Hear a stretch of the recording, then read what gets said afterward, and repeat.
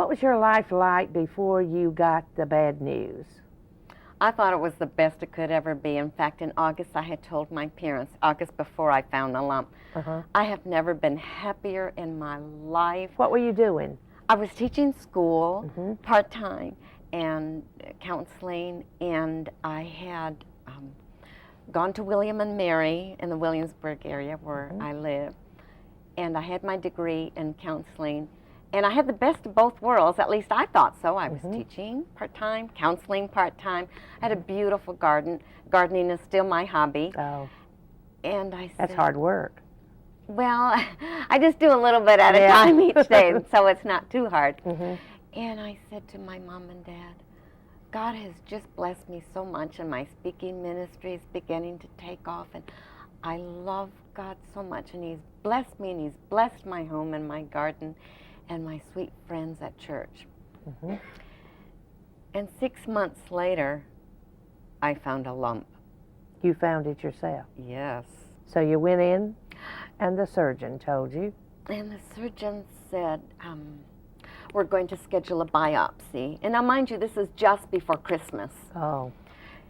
And he said, I know you don't want this hanging over your head. And I said, no, I really don't. And he said, well, I will call you as soon as I get a bed on the surgical floor. I saw him on a Wednesday, and Thursday he called me up. And he said, I want you here as soon as possible. And I said, well, I can't do that. I'm going over to the jail. I lead a counseling group there in the morning, and I have I can't go because I got a jail appointment. I have to go over to the jail and do 2 different groups, one before lunch and one afterwards. That's precious. He said, Miss Ortega, we're talking about a biopsy for cancer. Now, I want you here today. And so I said, all right.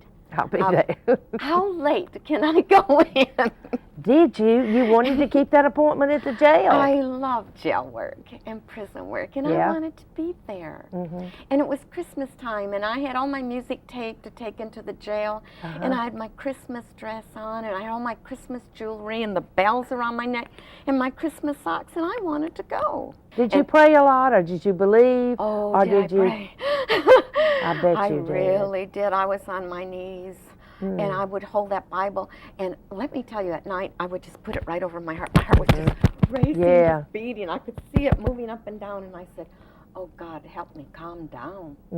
And I realized that there were 365 different verses about fear not.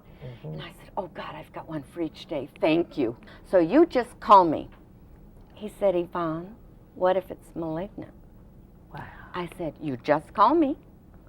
And you tell me. You were brave.